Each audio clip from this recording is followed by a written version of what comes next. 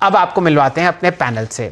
हिमांशु गुप्ता साहब जुड़ रहे हैं, ग्लोब सिक्योरिटीज़ में बहुत शानदार तरीके से आपको चार्ट्स पढ़ते हुए दिखते हैं, बहुत बढ़िया राय देते हैं और हमारे साथ पिछले हफ्ते जुड़े रहे। बहुत ज़बरदस्त तरीके से इन्होंने खिलाड़ी नंबर 1 में अच्छी जीत हासिल करी और अब इस हफ्ते आपके साथ जुड़ेंगे मार्केट्स टुडे में। दीपाली जी चर्चा करती हुई दिखेंगी फार्मा स्टॉक्स पर, जहां बहुत ही ज़बरदस्त रैली थी, और हमेशा की तरह यतिन जी आपके साथ जुड़ेंगे जो आपको ब्रोकरेज रडार में बताएंगे कौन कौन से स्टॉक्स हैं जहां पर आप हरा या लाल निशान कल के सत्र में आते हुए देखते हैं। लेकिन चर्चा शुरू करते हैं हिमांशु जी से। गुप्ता साहब, दायरेमंद ट्रेड निफ्टी और बैंक निफ्टी दोनों ऑलमोस्ट बहुत ही नैरो रेंजेस में ट्रेड करते हुए दिख रहे हैं। मंगलवार के दिन आपका क्या रुझान है, लॉन्ग या शॉर्ट साइड इन दोनों इंडिसेस पर? जी शैल जी, good evening.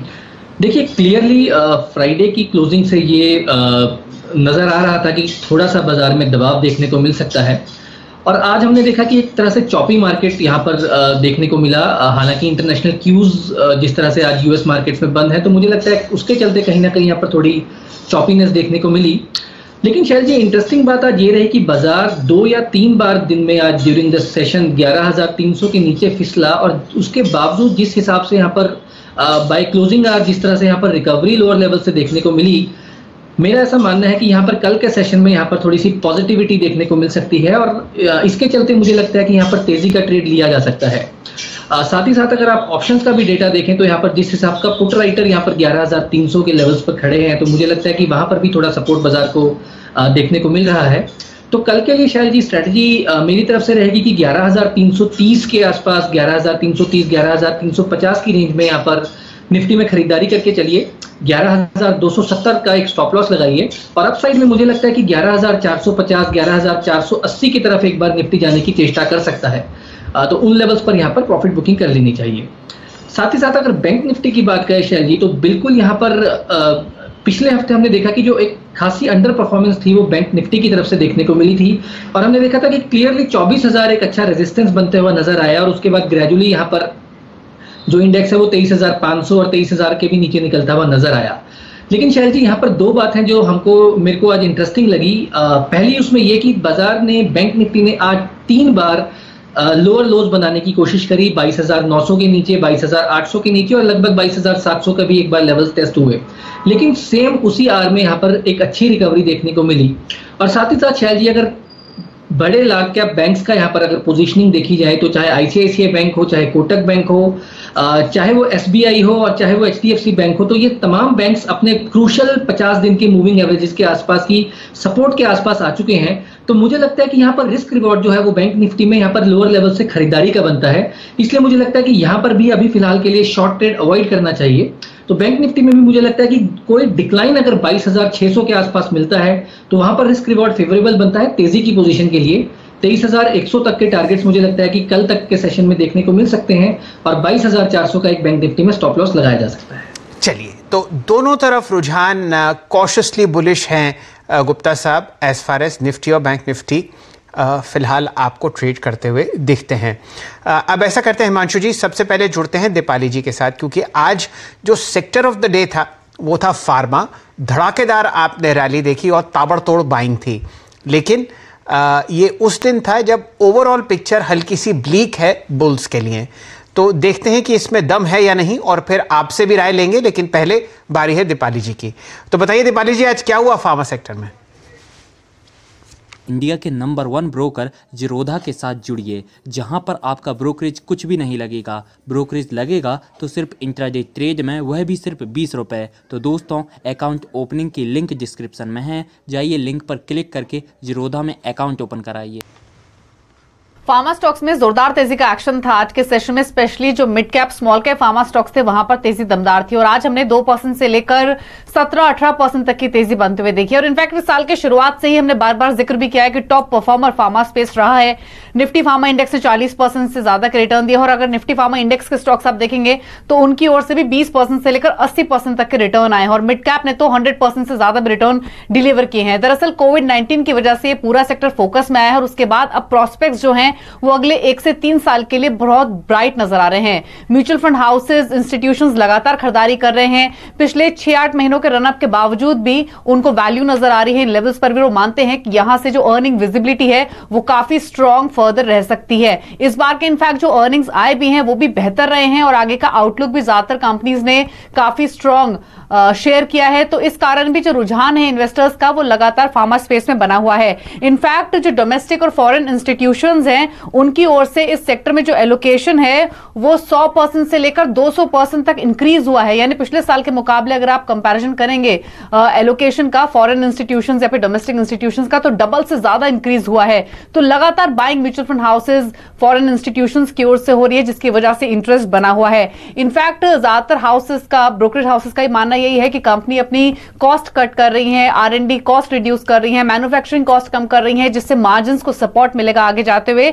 US pricing pressure जो है वो भी स्टेबलाइज हो रहा है। तो अभी जो पूरा सिनेरियो है वो फार्मा के लिए फेवरेबल बना हुआ है और ये रुझान अगले 2 से 3 साल के लिए बना रहेगा। इसीलिए हम लगातार बाइंग स्पेस में देख रहे हैं। दीपाली जी, आपका बहुत बहुत धन्यवाद।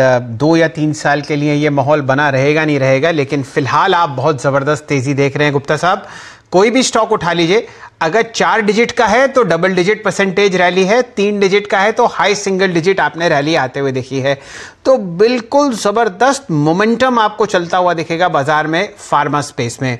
बताइए आप किस तरीके से इस पर अग्रसर हैं, क्या राय देंगे और कौन से 1 या 2 फार्मा स्टॉक्स आपके पसंदीदा हैं? बिल्कुल शैल जी, देखिए पिछले 2 या 3 हफ्ते में थोड़ा सा यहाँ पर फार्मा सेक्टर म्यूटेड होता हुआ नजर आया था, क्योंकि ब्रॉडर मार्केट में थोड़ी सी हलचल बढ़ी थी। लेकिन पिछले 2 या 3 ट्रेडिंग सेशन से हमने देखा कि वापस से यहाँ पर स्पेशली जो एपीआई थीम के स्टॉक्स हैं उनमें एक बहुत अच्छी तेजी बनते हुए नजर आई, चाहे वो ग्रेनुअल्स इंडिया हो, चाहे वो फाइजर हो, चाहे वो एस्ट्राजेनेका हो। तो मुझे लगता है कि ओवरऑल जिस हिसाब से यहाँ पर खरीदारी हो रही है, यहाँ पर जो आउटलुक है वो तेजी का बना रहेगा। और अगर यहाँ से आगे चल के मेरी प्रेफर्ड पिक की बात की जाए शैल जी, तो आज एक बहुत अच्छा बेहतरीन ब्रेकआउट यहाँ पर फाइजर में देखते हुए नजर आया है। यहाँ पर एक एडम और ईव पैटर्न का ब्रेकआउट और साथ ही साथ राउंडिंग बॉटम का भी यहाँ पर एक जो जिसको कहते हैं टेक्निकल टर्म्स में उसका भी ब्रेकआउट देखने को नजर आया है।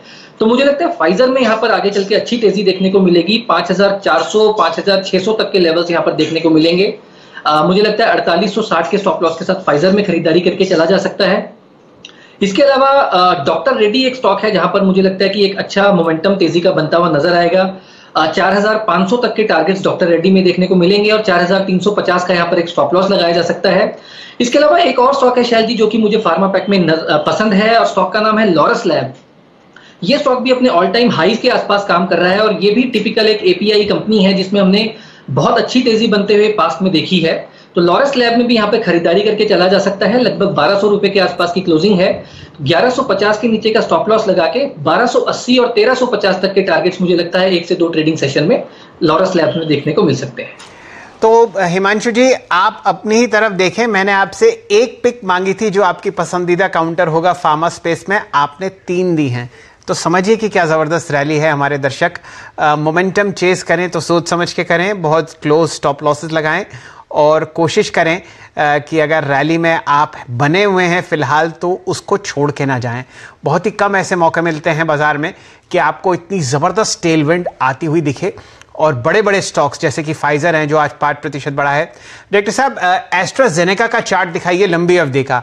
आज यहाँ पर आपने ट्रिपल डिजिट रिटर्न्स देखे हैं, लगभग 500 साढ़े 500 रुपये ये बढ़ा है, 20% की तेज़ी और रिकॉर्ड स्तर पर ये स्टॉक आपको ट्रेड करता हुआ दिखेगा। 750 रुपये आप इसको ऊपर बढ़ता हुआ देख रहे हैं और 100 200 500 1000 2000 शेयर नहीं, 5,52,000 शेयर पर आपने ये मोमेंटम आते हुए देखा है। कहानी ये है कि जो कोविड की वैक्सीन आ रही है उसके पीछे एस्ट्राजेनेका का हाथ है और हर फंडामेंटल एनालिस्ट, हर फंड मैनेजर इस स्टॉक को अपने पोर्टफोलियो में चाहता है। मेरे सामने जो वॉल्यूम है लगभग 5,52,000 शेयर का, वो सन 2020 का हाईएस्ट ट्रेडिंग वॉल्यूम है। तो ये एक्शन है उस लेवल पर जब आप नॉर्मल इन्वेस्टर को ज़रा डरते हुए देखेंगे घुसते हुए। 4,552 रुपये पे आपको फार्मा स्टॉक एस्ट्राजेनेका बंद होता हुआ दिखा है। ये आपको 1 महीने में 36% रिटर्न आता हुआ दिख रहा है। गुप्ता साहब, आपकी अपनी 2 व्यक्तिगत पिक्स, आपने 2 लॉन्ग कॉल्स दी निफ्टी पर और 3 लॉन्ग कॉल्स दी फार्मा स्पेस पर। बताइए बाजार आपको और कैसा लग रहा है? कोई और पिक्स अगर शेयर करना चाहते हो तो बताएं। जी शैल जी, बिल्कुल। शैल जी, मुझे यहाँ पर जो मेरी आज के लिए कल के लिए माफ कीजिएगा जो रिकमेंडेशंस रहेंगी वो दोनों ही खरीदारी की हैं। और पहला स्टॉक जो मुझे पसंद है HDFC लाइफ का। बहुत काफी दिन की एक कंसोलिडेशन साइडवेज मूव के बाद आज हमने देखा कि स्टॉक में right from the word go खरीदारी बनते हुए नजर आई। और by the end of the session जब तक बाजार बंद हुआ तब तक स्टॉक जो है वो हाईएस्ट लेवल पर अपने बंद हुआ। मुझे लगता है कि स्टॉक में एक शॉर्ट टर्म के लिए एक अच्छा बॉटम यहाँ पर बना लिया है। तो HDFC लाइफ में मेरी तरफ से कल के लिए खरीदारी की राय रहेगी। थोड़ा सा डिक्लाइन पर खरीदारी करके चले 582-585 रुपए की रेंज में। वहां पर रिस्क रिवॉर्ड थोड़ा फेवरेबल है। 575 का एक स्टॉप लॉस लगाएं। और यहाँ पर मुझे लगता है कि 602 और 610 रुपए के टारगेट्स यहाँ पर HDFC लाइफ में देखने को मिलेंगे। दूसरा पिक जो रहेगा शैल जी वो रहेगा टाइटन में। हमने देखा था कि लास्ट वीक में यहाँ पर 1150 रुपए के ऊपर टाइटन में एक बहुत शानदार ब्रेकआउट आते हुए नजर आया था। और उस ब्रेकआउट का मुझे लगता है कि 1 से 2 दिन में थोड़ा कंसोलिडेशन होता हुआ नजर आया। और कल के सेशन में मुझे लगता है वापस से एक बार तेजी के लिए स्टॉक तैयार है। तो टाइटन में यहाँ पर खरीदारी करके चला जा सकता है 1160 रुपए के आसपास। 1148 रुपए का एक इंट्राडे में स्टॉप लॉस लगाइए और 1195 और 1210 रुपए तक के टारगेट्स टाइटन में देखने को मिल सकते हैं। तो गुप्ता साहब ऐसा है कि HDFC लाइफ पर तो आज सारे दिन आपको एक बाय कॉल आता हुआ दिखा सतपुते साहब से, उन्होंने रिपीट किया BTST और अब आप इस पे एक शानदार मोहर लगाते हुए दिख रहे हैं। तो 3% की तेजी के बाद एक शानदार स्विंग ट्रेड ऊपर की तरफ आपको HDFC लाइफ में बनता हुआ दिखेगा। इस स्टॉक पर खास नजर रखें क्योंकि गुप्ता साहब तीसरे या चौथे ऐसे टेक्निकल एनालिस्ट हैं जिन्होंने सुबह से आकर HDFC लाइफ पर एक अच्छा लॉन्ग कॉल दिया है। हिमांशु जी, जरा 1-2 और स्टॉक्स की चर्चा होगी।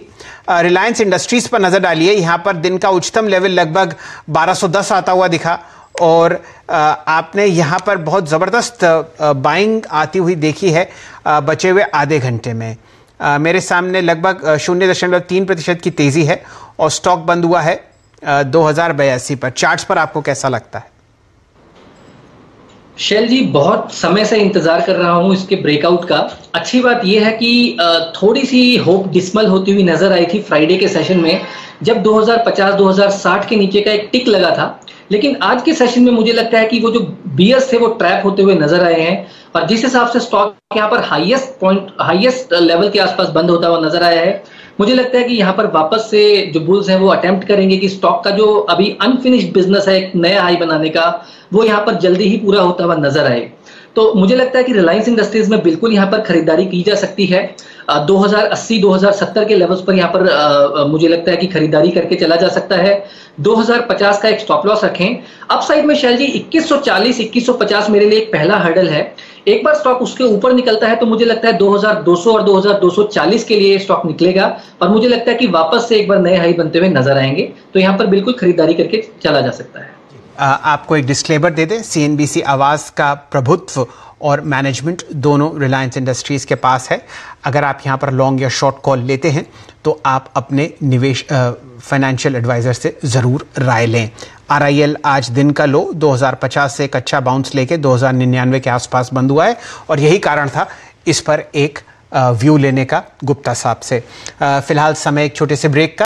देखिए, आज के सत्र में जो डीलिंग रूम्स में शेयर्स जो फोकस में थे उनमें सबसे पहले था हीरो मोटोकॉर्प और हमने देखा है कि अगस्त महीने की जो सेल्स यानी कि बिक्री के आंकड़े आए उसके बाद ऑटो स्टॉक्स में प्रॉफिट बुकिंग देखने मिल रही है, खास करके जो 2 व्हीलर कंपनियां उसमें। और यहाँ डीलिंग रूम्स को लगता है कि हीरो मोटोकॉर्प में जिस हिसाब से आज के सत्र में शॉर्ट पोजीशंस बिल्ड हुई हैं तो 2 से 4% यानी 70 से 80 रुपए की डाउनसाइड यहाँ देखने को मिल सकती है। इनफैक्ट अगर आप वायदे बाजार का डेटा देखें सितंबर सीरीज का तो लगभग 9 लाख शेयर्स जो है यहाँ कारोबार करते हुए दिखाई दिए कैश सेगमेंट में और ओपन इंटरेस्ट में लगभग 2 लाख शेयर जो है नए जुड़े शॉर्ट साइड पे। ओपन इंटरेस्ट में लगभग 10% का इजाफा था। तो फ्रेश शॉर्ट्स हीरो मोटोकॉर्प में दिखाई दिए। इसके अलावा अगर आप अंबुजा सीमेंट्स की बात करें तो यहाँ एक ग्रीन शूट सा दिख रहा है। सीमेंट पैक काफ़ी दिनों बाद आज एक्टिव हुआ है ट्रेडिंग साइड से। अंबुजा सीमेंट हो चाहे ACC हो ऑलमोस्ट डेज हाई की तरफ क्लोज यहाँ आते हुए हमको दिखाई दिया और अंबुजा सीमेंट पे डीलिंग रूम्स को रखता है कि बहुत अच्छे से 5 से 7% की ट्रेडिंग अपसाइड देखने को मिल सकती है। इसके अलावा कैश मार्केट में प्रिंस पाइप्स पे भी एक बाय रिकमेंडेशन है डीलिंग रूम्स की। हमने रिसेंटली देखा है कि जिस हिसाब से ऑर्गेनाइज प्लेयर्स जो पाइप बिजनेस में है, पाइप फिटिंग बिजनेस में है, वहाँ कारोबार में अच्छा खासा मार्केट शेयर उन्होंने अनऑर्गेनाइज प्लेयर्स से यानी छोटे प्लेयर्स से ले लिया है। और अगर आप ब्रोकरेजेस की माने तो आईसीआईसीआई सिक्योरिटीज़ का यहाँ बाय रिकमेंडेशन है, टारगेट है 295 रुपये और एडलवाइस का बाय टारगेट है लगभग 280 रुपये। तो ब्रोकरेजेस भी स्टॉक पे काफ़ी बुलिश हैं। और अगर आप पाइप बिजनेस की बात करें तो कंस्ट्रक्शन में जिस हिसाब से पिकअप हमको देखने को मिल रहा है, कहीं ना कहीं फायदा इस कंपनी को भी मिलता हुआ दिखाई देगा। तो गुप्ता साहब, हीरो मोटर्स पर राय दीजिए। लगातार 7 या 8 दिन की गिरावट, आज 10% ओपन इंटरेस्ट के साथ 2% नीचे स्टॉक बंद हुआ है। बताइए क्या राय कल के लिए? शैल जी, बिल्कुल यहाँ पर हीरो मोटोकॉर्प जो है वो मुझे लगता है कि शॉर्ट टर्म में अभी करेक्शन मोड में है। हालांकि हमने देखा कि इससे पहले यहाँ पर एक जबरदस्त आउट परफॉर्मेंस देखने को मिली थी, लेकिन जिस तरह से स्टॉक अपने 20 दिन के मूविंग एवरेज के नीचे यहाँ पर क्लोज हुआ है और जिस तरह की डिलीवरी, जिस तरह के हाई वॉल्यूम्स और ओआई का डेटा बताता है, तो मुझे लगता है कि स्टॉक अपने 50 दिन की मूविंग एवरेज को टेस्ट करता हुआ नजर आ सकता है। तो यहाँ पर मुझे लगता है कि 2780 2800 तक के टारगेट देखने को मिल सकते हैं। तो कल के ट्रेडिंग सेशन के लिए मुझे लगता है कि 2880 के आसपास शॉर्ट पोजीशन बनाई जा सकती है और 2800 और 2780 तक के टारगेट्स यहाँ पर देखने को मिल सकते हैं। चलिए, तो 2780 और 2800 के लक्ष्य के लिए आप हीरो मोटर्स पर एक शॉर्ट कॉल ले सकते हैं कल के सत्र के लिए। ये आपको गुप्ता साहब जाते जाते राय दे रहे हैं मार्केट्स टुडे में। समय समाप्त हो चुका है इस शो का और फिलहाल इसको यहीं समेटते हैं। यदि आप लोग बाजार में ट्रेडिंग या निवेश करते हैं और अभी भी ब्रोकरेज के नाम पर अपनी हजारों रुपए बर्बाद कर रहे हैं, तो अब बदलिए और देश के सबसे अच्छे, बड़े और सबसे भरोसेमंद ब्रोकर जिरोधा के साथ जुड़िए, जहां पर आपका ब्रोकरेज कुछ भी नहीं लगेगा। ब्रोकरेज लगेगा तो सिर्फ इंट्राडे ट्रेड में, वह भी सिर्फ 20 रुपये। और दोस्तों, साथ ही आपको बता दूं कि यहाँ पर अकाउंट ओपन कराने के लिए आपको अपना POA यानी कि पावर ऑफ अटॉर्नी देने की कोई आवश्यकता नहीं है, जिसका उपयोग करके हाल ही में देश के एक बड़े ब्रोकर ने 2000 करोड़ का घोटाला किया। तो दोस्तों, अकाउंट ओपनिंग की लिंक डिस्क्रिप्शन में है, जाइए और लिंक पर क्लिक करके जिरोधा में अपना अकाउंट ओपन कराइए।